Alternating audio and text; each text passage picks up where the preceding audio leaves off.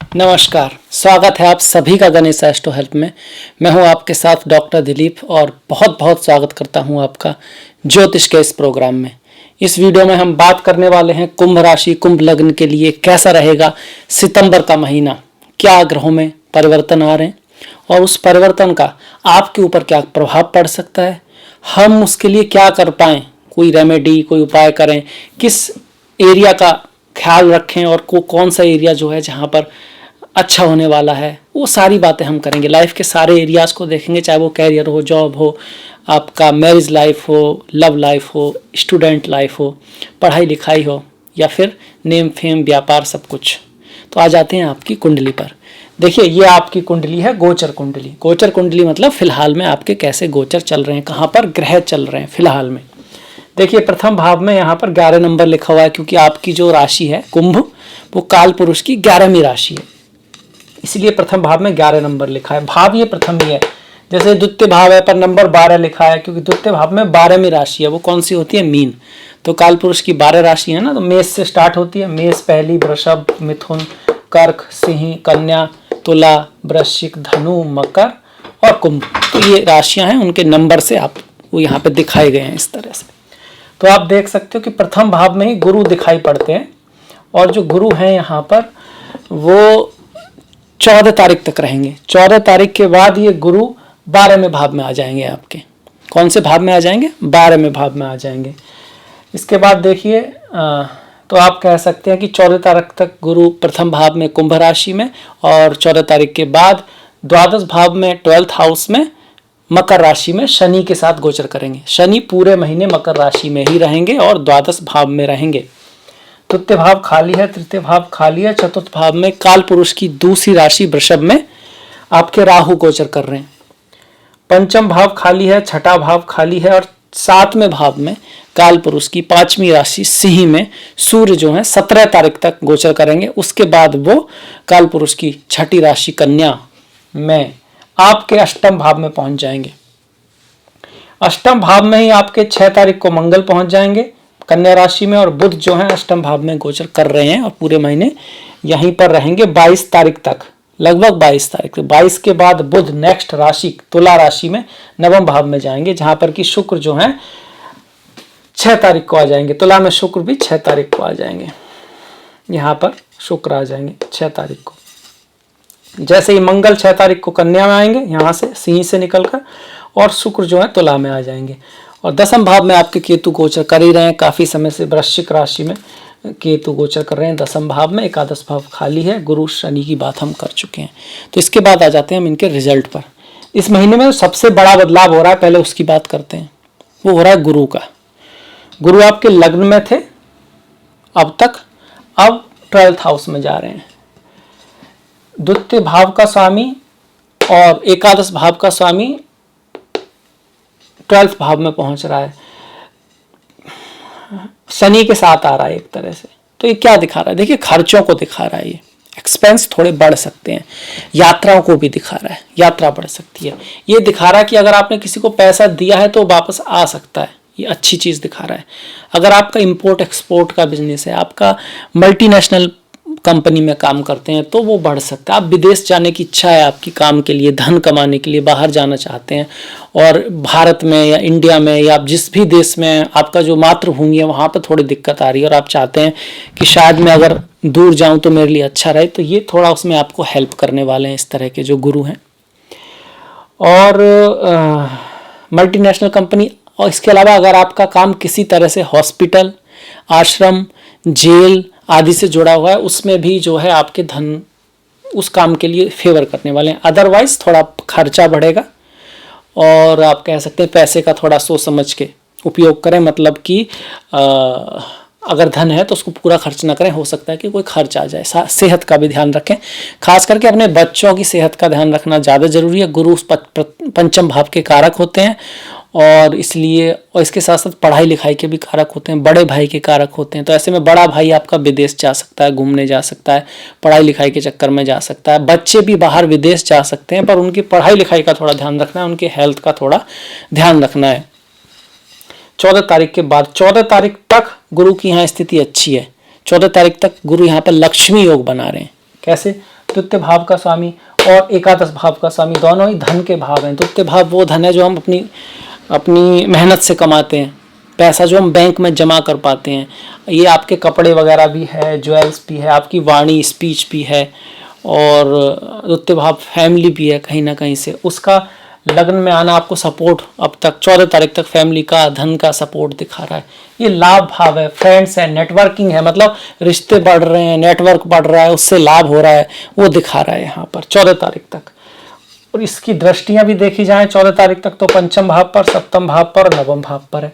पंचम पर गुरु की दृष्टि संतान को देने वाली होती है, क्रिएटिविटी को बढ़ाने वाली होती है, और पढ़ाई लिखाई के लिए बहुत बढ़िया होती है, बुद्धि के लिए अच्छी होती है। बुद्धि मतलब विद्या लंबे समय तक की, विजडम जिसको हम बोलते हैं, आगे की सोच। आज की छोटी मोटी बातों में उलझ के जो कल को नहीं देख पाते, एक साल बाद को नहीं देख पाते, उसको आप अकलमंद कह सकते हो, पर ज्ञानी नहीं कहोगे। अकलमंद मतलब उसमें अकल तो है, फटाफट सब काउंट करने की, पर वो एक चीज से परे नहीं देख पा रहा, एक सीमा से परे नहीं देख पा रहा। ज्ञानी या विद्वान को विजनरी लोग होते हैं, वो आगे की देख पाते हैं। फिलहाल की छोटी छोटी बातों में आपको ऐसा लगे भाई ये तो उसका कोई लॉस हो रहा है, पर ऐसा लॉस हो नहीं रहा है, क्योंकि वो समझता है कि छोटा मोटा लॉस होने से कुछ फर्क पड़ता नहीं है, जंग जीतनी है, मतलब लंबी जीत, आगे का लक्ष्य उनके दिमाग में है, बड़ा लेकर चल रहे हैं। आज वो हो सकता है आपको ऐसा लग रहा हो कि भाई उतना प्रैक्टिकल नहीं है, पर वो कहीं ज़्यादा प्रैक्टिकल व्यक्ति है जो दूर की सोच रखता है, तो गुरु वो देते हैं। गुरु की शादी के भाव पर दृष्टि भी अच्छी है। ऐसे में यहाँ पर चामर नाम का राजयोग बना हुआ है 14 तारीख तक। कहीं ना कहीं माफ कीजिएगा, चामर नाम का नहीं, काम नाम का, काम नाम का राजयोग वो होता है जब सप्तम में हो या फिर उच्च का हो और उस पर किसी शुभ ग्रह की दृष्टि हो। तो आपका सप्तम में ही है और शुभ ग्रह की दृष्टि पड़ रही है, सूर्य से गुरु योग को बनाने में सहायता कर रहे हैं। तो ऐसे में व्यक्ति की कामनाएं पूर्ण होती हैं, उसको मैरिड लाइफ का सुख मिलता है, स्त्री पुरुष का सुख मिलता है, व्यापार में उसकी उन्नति होती है। तो व्यापार के लिए अच्छा समय है, 14 तारीख तक काफी अच्छा समय है। और फिर जो गुरु की दृष्टि आपके भाग्य भाव पर है, वहां पर भी सौभाग्य योग बना हुआ है शुक्र की वजह से, कि सौभाग्य का स्वामी सौभाग्य भाव में बैठा हुआ है, उस पर गुरु की दृष्टि पड़ रही है। सौभाग्य योग क्या होता है? अगर किसी की जन्म पत्री में हो तो उसके बारे में फिर बहुत बड़ा चढ़ा के लिखा गया है कि भाई उसके आगे पीछे हाथी चलते हैं, और जब वो चलते हैं तो पंख हिलाने वाले लोग होते हैं, तो राजाओं की तरह वर्णन किया है। आज के समय में देखें तो उच्च अधिकारी हो सकता है, गवर्नमेंट में ऐसा व्यक्ति कोई हाई पोस्ट पे पहुंच सकता है, सीईओ, आईपीएस, आईएएस बन सकता है, यात्राओं के थ्रू उसको बड़ा लाभ होता है। ये तो जन्म पत्री में है। अगर ट्रांजिट में आ रहा है कुछ, तब भी ऐसा ही कुछ होगा, मतलब आपका भाग्य साथ देगा। यात्रा, कोई बड़ी यात्रा से आपको लाभ हो सकता है, आपको पिता, गुरु, सीनियर्स के थ्रू लाभ हो सकता है, गवर्नमेंट के थ्रू कोई स्कीम आपको मिल सकती है, एजुकेशन में कोई स्कॉलरशिप वगैरह मिल सकती है, सरकारी नौकरी आदि अच्छा माना जाता है। नवम भाव सरकारी नौकरी से दसम भाव भी जुड़ा है, तो वहाँ आपको फेवर मिल सकता है। स्त्रियों से, फीमेल से कोई फेवर आपको हो सकता है, खास करके 14 तारीख तक वो ज़्यादा है। 14 के बाद जब गुरु यहाँ आ जाएंगे तो उसकी दृष्टियाँ फिर बदल जाएंगी। यहाँ से देखिए 1 2 3 4 5 चतुर्थ भाव पर दृष्टि पड़ेगी, 6 7 सातवीं दृष्टि आपके छठे भाव पर रहेगी, 8 9 और अष्टम भाव पर दृष्टि पड़ेगी। यहाँ पर आपको घर जमीन खरीदने का योग तो जरूर बना रहे हैं, क्योंकि यहाँ पर दृष्टि आ रही है, पर वहाँ पर राहु भी बैठे हैं। तो माता की सेहत में अगर कुछ कब नुकसान चल रहा था या माता के साथ कुछ अनबन चल रही थी, तो उसको ठीक करने का एक तरह से योग बना रहे हैं, अच्छा योग भी बना रहे हैं। साथ में खर्चा भी दिखा रहे हैं थोड़ा सा कि लाइफ में खर्चा रहेगा, और ये यहाँ पर ये भी दिखाते हैं कि व्यक्ति अच्छी चीज़ों पर खर्च करेगा, अपना जो पैसा है, जो एक्सपेंडिचर करेगा वो अच्छी चीज़ों पर करेगा, शुभ चीज़ों पर करेगा, किसी की हेल्प कर सकता है। ऐसे व्यक्ति को लड़ाई झगड़े आदि से बचना चाहिए, कोर्ट केस इन सब चीज़ों से बचना चाहिए, प्यार से, डिप्लोमेसी से ऐसे में जो है चीज़ों को सुलझाने की कोशिश करनी चाहिए। अष्टम पर जो गुरु की दृष्टि है, तो स्वास्थ्य का ध्यान रखें, स्वास्थ्य का ध्यान रखें। अचानक धन प्राप्ति के लिए अच्छा है, कोई धन प्राप्ति मतलब लॉटरी आदि लग सकना, वो सब है, क्योंकि अष्टम में बहुत सारे ग्रह आ रहे हैं। पंचम का स्वामी भी अष्टम में है, आपका धन का स्वामी भी अष्टम में है, सप्तमेश भी अष्टम में है। तो ये पंचम का स्वामी और सूर्य मतलब बुध आदित्य योग जो है वो भी राजयोग बन रहा है, पंचम का स्वामी और दसम का स्वामी ये भी राजयोग है। अष्टम में 2-3 राजयोग हैं, तो आपको ससुराल से लाभ हो सकता है, या फिर आपकी जो शादी है किसी हाई फैमिली में हो सकती है। आपको ऐसा स्पाउस, पति पत्नी, प्रेमी प्रेमिका मिल सकता है जिसके बाद में आपको कोई ज़मीन, इनहेरिटेंस आदि प्राप्त हो। ये योग है यहाँ पर 100%। पर ये सब चीज़ें कब हो पाएंगी? अगर जन्मपत्री में भी ऐसा योग होगा तब, क्योंकि तो गोचर है ना, करोड़ों जो कुंभ वाले हैं उन सबका एक सा हो जाएगा। अगर मैं ऐसा कहता हूँ तो फिर ये तो बात हो नहीं सकती, हो ही नहीं सकता है, क्योंकि सभी ने किसी ने इंडिया में जन्म लिया, किसी ने ऑस्ट्रेलिया में, किसी ने अमेरिका में, अलग अलग जगह पर जन्म लिया। पहली बात, अलग अलग साल में, अलग अलग महीने में, किसी एक विशेष हफ्ते के विशेष घंटे के विशेष मिनट में। तो वो जो ग्रह नक्षत्र की स्थिति है वो इसको बोलते हैं जन्म कुंडली। उसी के बारे में श्री युक्तेश्वर जी हैं, उन्होंने कहा है कि आत्मा जन्म ही जब लेती है जब जो ग्रह नक्षत्र है ना उस हिसाब से होते हैं जो उसकी आगे की जर्नी में सहायता करें। तो प्रारब्ध तो वहीं पर है, ये गोचर है।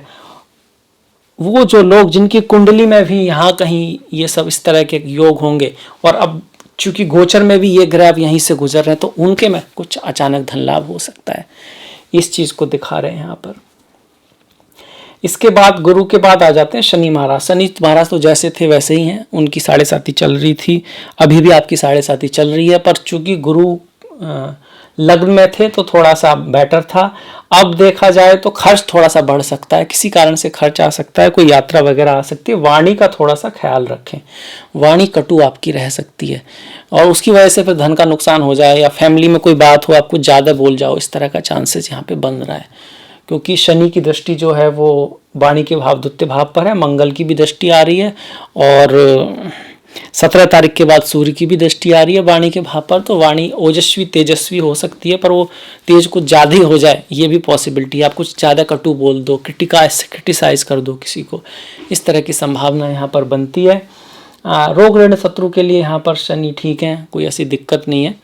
और भाग्य के भाव पर भी शनि की जो दृष्टि है, पर शुक्र चूंकि अपनी ही राशि में चल रहे हैं तो वो भाग्य साथ देगा। 7.5 होने के बावजूद आपका भाग्य साथ देगा, और खास करके कब, अगर आपकी शुक्र की दशा महादशा है तो। 7.5 का असर वैसे तो कुंभ वालों पे इतना ज्यादा नहीं होता, पर हाँ अगर कुंडली में चंद्रमा पीड़ित है, चंद्रमा पर शनि की दृष्टि है, तो उनके लिए थोड़ा टफ रह सकता है। ऐसे में माता काली की पूजा करें शनिवार की शाम को। वृद्ध लोग जो हैं उनका सम्मान करें, अपनी फैमिली के जो बड़े बूढ़े हैं उनका आशीर्वाद आपके साथ रहना चाहिए। और जो गरीब हैं, अपने से कमज़ोर हैं, उनकी सहायता अवश्य करें, मन से करें, दिल से करें। इसके साथ साथ काला कुत्ता है उसकी सेवा कर सकते हैं, काली गाय है, वो गाय भूरी भी है तो उसकी भी सेवा कर सकते हैं शनिवार को। और इसका अर्थ ये बिल्कुल नहीं है कि सोमवार को नहीं करना है। सोमवार को अगर वही कुत्ता आता है आपको, आपने शनिवार को रोटी डाली, तो फिर सोमवार को भी डालनी पड़ेगी। क्योंकि अगर आपने सिर्फ शनिवार को डाली और सोमवार को नहीं डाली तो फिर ये तो मामला गड़बड़ हो गया। इसका मतलब आप अर्थ ही नहीं समझ पाए उस बात का। हेल्प करनी है ना उसकी। अब दिन कुत्ते को थोड़ा ना पता आज शनिवार है आज सोमवार है, आपको पता है, तो उस दिन किया तो उस दिन भी करनी पड़ेगी, इतना याद रखिए। आप सेलेक्टिव नहीं हो सकते कि आज मैं हेल्प करूंगा कल नहीं करूंगा, या फिर आपको संडे को या शुक्रवार को कोई पीड़ित मिलता है, गरीब मिलता है, तो आप शनिवार तक वेट करेंगे कि भाई जब ही उसको करना है। तो ऐसा मत कीजिएगा, ये फिर अंधविश्वास हो जाता है, ये फिर आडंबर हो जाता है। बोलते हैं ना सुवस्य शीघ्रम, अच्छा काम है, हेल्प का काम है, जहाँ मिल रहा है जब करोगे आपका अच्छा होगा, आपका भला होगा, 1000% भला होगा। मन से करिए, प्रेम से करिए, करुणा से करिए, दया से करिए, रिजल्ट आएगा ही आएगा। कर्म का विधान ही ऐसा है। हाँ देर सवेर हो सकती है, क्योंकि कर्मंडे वाधिकारस्ते मां फलेषु कदाचन। आपके अधिकार में सिर्फ कर्म है, जो रिजल्ट है वो प्रभु को अपनी इच्छा से देना है। अब अच्छा से मतलब आपके सारे कर्मों को देखते हुए। कभी कभी जरूरी हो जाता है कोई लेसन, तो इस वजह से ऐसा होता है। हम सोचते हैं क्यों नहीं दे रहे, इतना कर रहे हैं फिर भी नहीं मिल रहा। कुछ सिखाना होगा, कोई कर्म होंगे जिसको जो कटने हैं कट रहे हैं। मतलब जो भी प्रभु कर रहा है हमारे लिए जो सबसे बेस्ट है वो अपनी तरफ से वही कर रहा है। हाँ हम अपना बेस्ट कर रहे हैं, इसमें थोड़ा संशय हो सकता है कि हम कह रहे हो कि हम बेस्ट कर रहे हैं पर ना कर रहे हो। जैसे बच्चे कहते हैं ना, मम्मी पापा पूछते हैं भाई कैसी पढ़ाई चली, बहुत अच्छी चल रही है मम्मी, बहुत अच्छी चल रही है पापा जी। और खूब पता होता है कि भैया पढ़ाई तो एग्जाम से 2 महीने बाद ही चलती है, जैसी होनी चाहिए। पहले तो वो चलती तो है पर वो बात नहीं होती। तो वही हमारे साथ भी होता है, पूरे दिल से मेहनत कर भी रहे हैं या फिर कह ही रहे हैं। इसके बाद देखिए शनि को हमने कवर कर लिया। राहु का चतुर्थ भाव में आपको घर से दूर ले जा सकता है। माता के स्वास्थ्य का ध्यान रखें, धन को थोड़ा सोच समझ के खर्च करें और पढ़ाई लिखाई में मन थोड़ा कम लगेगा। बच्चों के साथ रिश्तों को थोड़ा बना के रखें, अगर राहु की दशा चल रही है तो तब उसका प्रभाव ज़्यादा बढ़ जाएगा। और माता दुर्गा की पूजा करें। बुधवार की शाम को कुछ गरीब लोग हैं उनके लिए आप कुछ कर सकते हैं, जो भी आपसे हो पाए वो आपके लिए बहुत बढ़िया रहेगा। राहु का मंत्र जाप अगर करना चाहें कर सकते हैं। मैं माता के मंत्र जाप को ज़्यादा प्रीफर करता हूं, क्योंकि वो राहु की अधिष्ठात्री देवी है माता दुर्गा। और कुछ लोग नारियल को सर से घुमाकर वो जो रिचुअल करते हैं वो भी कर सकते हैं, पर उसका एक कह सकते हैं पूरी श्रद्धा से करें, उसके बारे में समझें भी वो क्यों किया जाता है, उसका भी एक कारण है, और उसको समझें, उस चीज़ को जीवन में उतारें, तो फिर राहु आपको रिजल्ट देंगे। राहु केतु अज्ञान है, अंधकार है, कहीं ना कहीं लोभ, क्रोध, मोह, आपका काम, भय, मात्सर्य, ईर्ष्या, अहंकार, ये सब जो हैं कहीं ना कहीं नेगेटिव जो आपके फोर्स हैं वो हैं। नेगेटिव का मतलब ये नहीं कि जरूरी नहीं है, अगर आप डरेंगे नहीं तो आप तो किसी से टक्कर मार देंगे, गाड़ी के सामने आ जाएंगे, भाई मैं कैसे, डरेंगे नहीं तो उसकी कीमत है। लोभ की भी थोड़ा बहुत कीमत है, आप सब पैसा उड़ा दोगे ऐसे ही, या फिर कोई भी चीज़ को खर्च कर दोगे बिना सोचे समझे, पर उसको एक बैलेंस में रखना, उसका दास नहीं हो जाना। ऐसा नहीं कि लोभ ही आपकी बुद्धि पे राज कर रहा है, काम ही बुद्धि पे राज कर रहा है आपकी, तब फिर ये बहुत नेगेटिव हो जाता है। तो वो बैलेंस बना के रखेंगे चीज़ों में, तो राहु केतु की वैसे भी आप अच्छा रिजल्ट ले पाओगे। फिर आप उसके ऊपर हो ना, आप उसके मालिक हो, मन आपका मालिक नहीं है। राहु केतु क्या है? Nodes of the moon, south node of the moon, north node of the moon. चंद्रमा क्या है? हमारा मन है। तो जिसका मन वश में है उसके राहु केतु बस में है, और जिसका मन वश में नहीं है वो राहु केतु के खेल में खेल रहा है। आप इस तरह से मान लीजिए।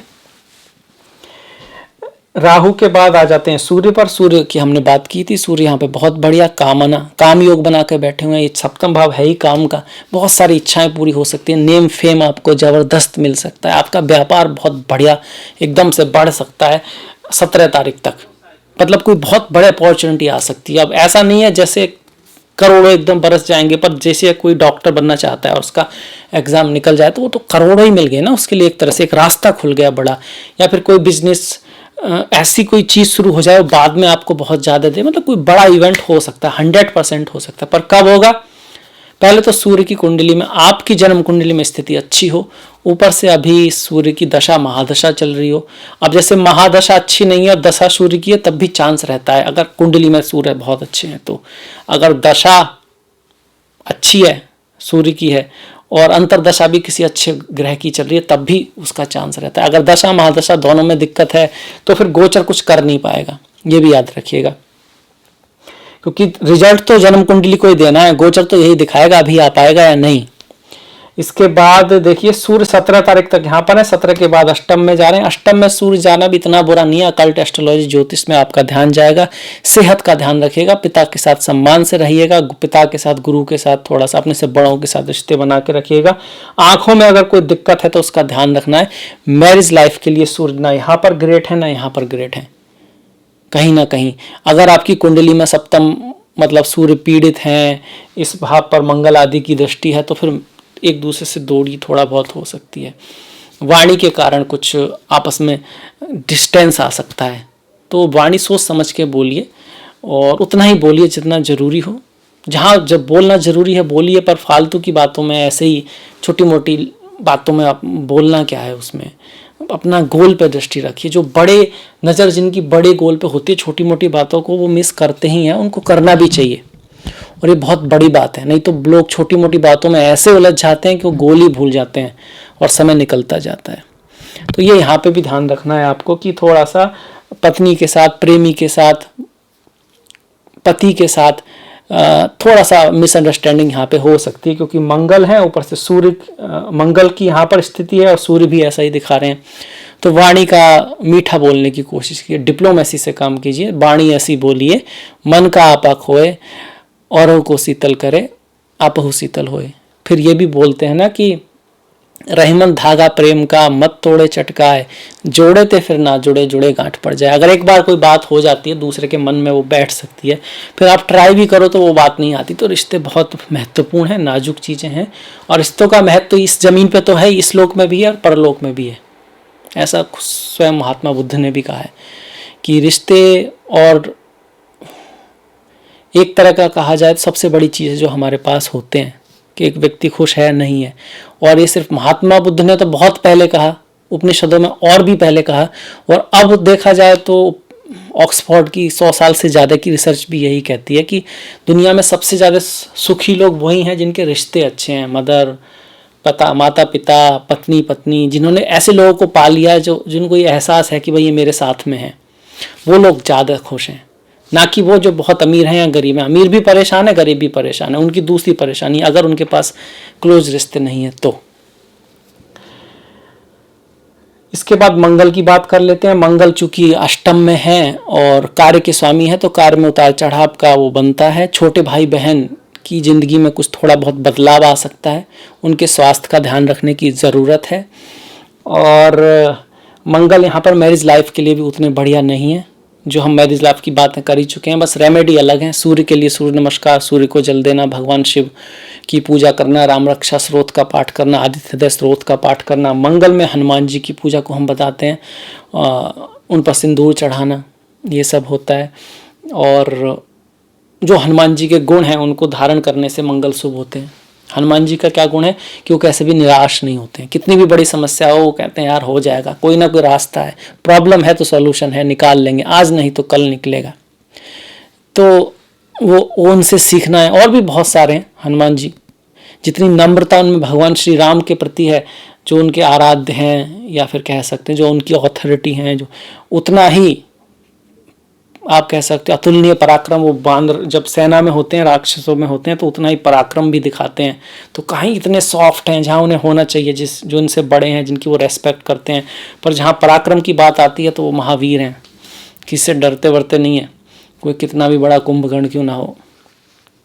तो वो चीज़ें सीखनी है, कहाँ कैसे। तो सिर्फ पढ़ना ही नहीं है, हनुमान चालीसा सिर्फ पढ़ने से नहीं आएगा। उनके गुणों को आप उनसे जब पढ़ोगे ना, उनसे आपका अगर प्रेम बढ़ेगा हनुमान जी से, उनकी बातों से, तो आपके अंदर उनके गुण स्वतः ही आने लगेंगे। यही भक्ति का कमाल भी है।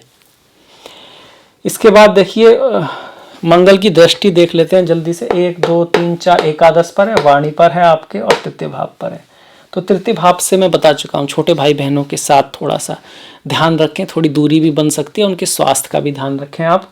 और द्वितीय भाव का वही वाणी वाला है, वाणी का ख्याल रखें। फैमिली में कुछ किसी बात को लेकर मिसअंडरस्टैंडिंग हो सकती है, डिफरेंस ऑफ ओपिनियन रह सकता है आपकी फैमिली में, आपके माता पिता भाई बहनों के साथ, या फिर पति पत्नी के बीच। 1 2 एकादश भाव पर जो है मंगल की जो दृष्टि है वो काफ़ी हद तक ठीक ही है।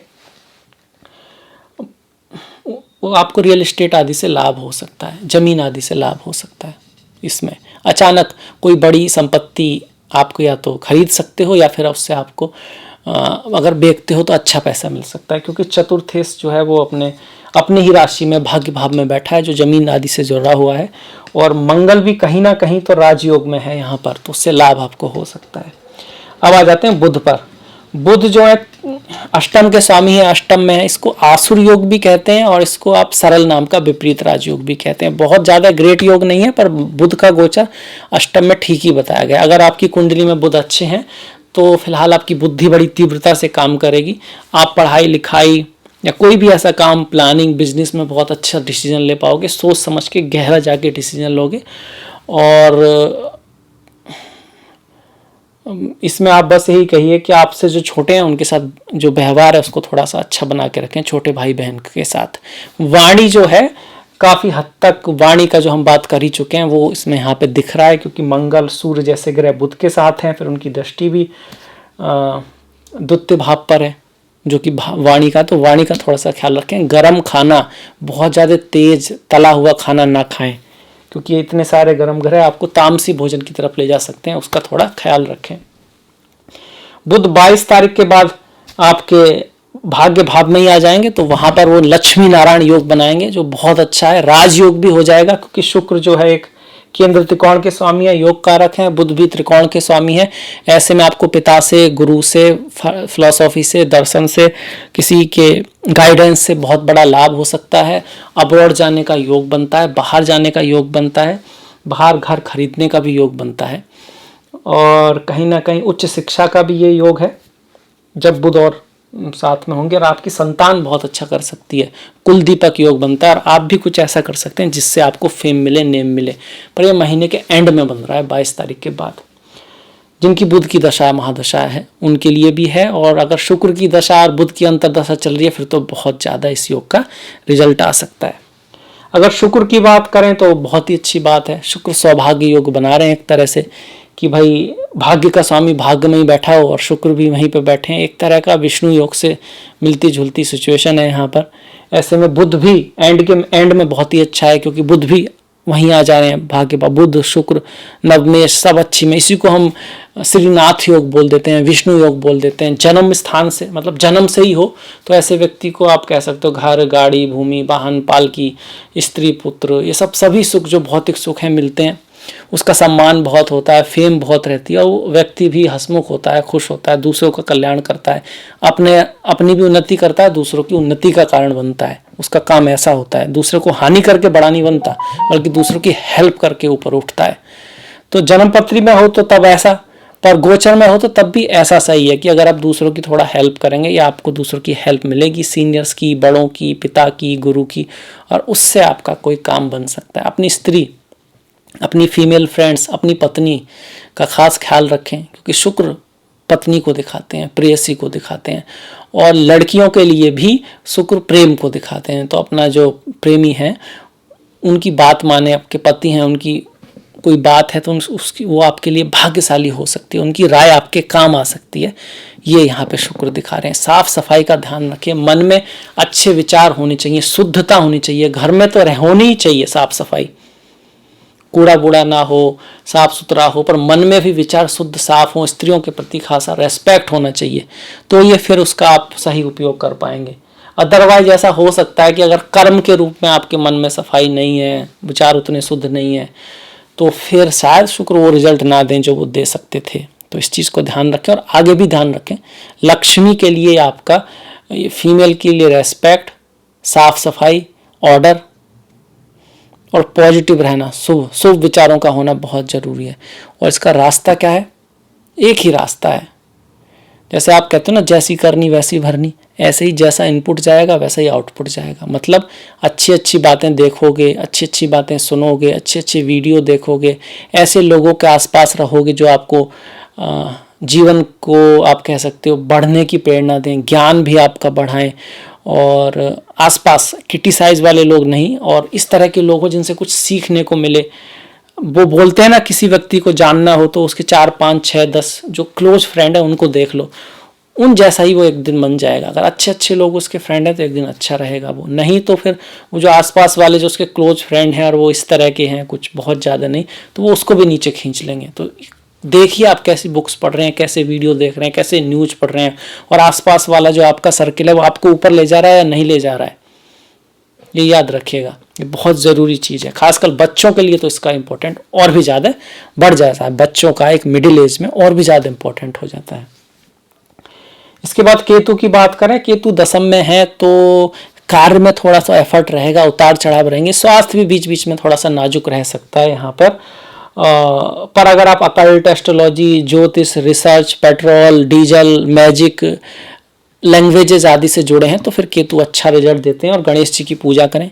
केतु ज्ञान से बड़े प्रसन्न रहते हैं, तो उपनिषद पढ़ें, गीता पढ़ें, आप देखेंगे केतु अच्छा रिजल्ट देने लगे। और ज्ञान पढ़ें मतलब उनको समझें और जीवन में उतारने की कोशिश भी करें। केतु थोड़ा सा डिससेटिस्फैक्शन रखते हैं चीज़ों से, कार्य से, मतलब कार्य ठीक भी चल रहा होगा पर कहीं ना कहीं आपको लगेगा कि वैसा नहीं चल रहा जैसा मैं चाहता हूँ। पर एक बात ये भी यार, किसको ऐसा लगता है कि वैसा चल रहा है जैसा मैं चाहता हूँ? थोड़े दिन बाद अच्छे काम की भी आदत पड़ जाती है, फिर ऐसे ही लगने चल लगता है कि यार वैसा नहीं चल रहा जैसा होना चाहिए, और कुछ हो जाए। ये इंसान का नेचर होता है। ये इसलिए होता है क्योंकि हम ईश्वर स्वरूप हैं, मतलब कहीं ना कहीं ईश्वर के, आप कह सकते हो कि कहीं ना कहीं ईश्वर से जुड़े हुए हैं। हमारे अंदर भी वही आत्मा है, परमात्मा है, जिसको हम ईश्वर कहते हैं, और वो अनंत है। तो हम भी गलती से ही सही उसी को ढूंढ रहे हैं, अनंत, फ्रीडम, आनंद। तो वो हमारा नेचर है, वो किसी भौतिक चीज से कभी पूरा हो नहीं सकता।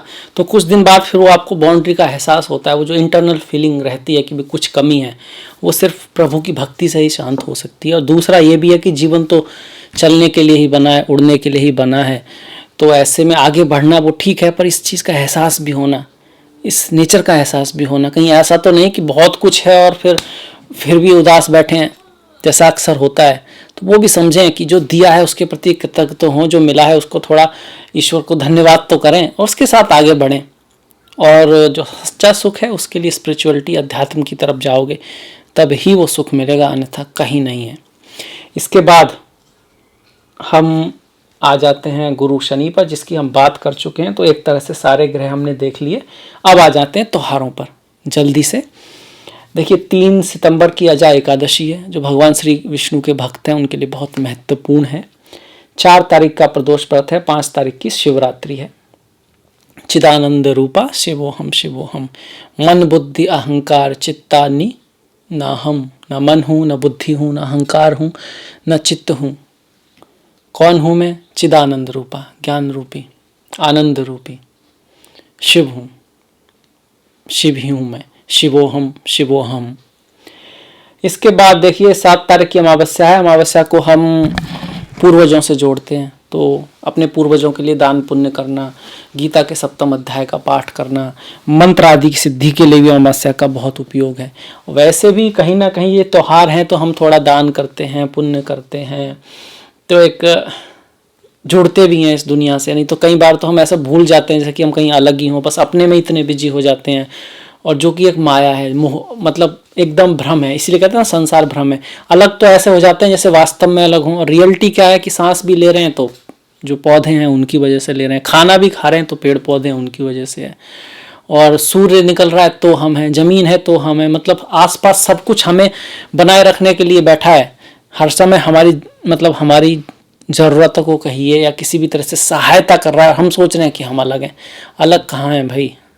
हम तो इस संसार का एक पार्ट हैं, इस प्रकृति के एक पार्ट हैं, अलग नहीं है उससे।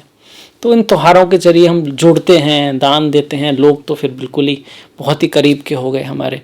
अब वो कहते हैं ना, आजमाने जाओगे तो हो सकता है कि सब कुछ आपको प्यारा लगे, पर जब ज्ञान से समझोगे तो सब अपना ही लगेगा आपको। वही कहते हैं ना, हर के अंदर हर ईश्वर, हर के अंदर वही ईश्वर है, वही जीवन है, वही करतार बसा हुआ है। तो वो त्योहार हमको उस तरफ जोड़ते हैं, जीवन को कहते हैं कि जीवन बनाते हैं। त्योहारों का ये भी महत्व है। 9 तारीख की हरतालिका तीज है, 10 तारीख की गणेश चतुर्थी है। अगर किसी के केतु बहुत अच्छे नहीं है तो गणेश जी की पूजा करनी चाहिए। गणेश जी को गणेश अथर्वशीष का पाठ कर सकते हैं, और गणेश चतुर्थी का संकष्टी आदि का व्रत रखना चाहिए। 17 तारीख की परिवर्तनी एकादशी और कन्या संक्रांति है, मतलब सूर्य कन्या राशि में गोचर कर जाएंगे।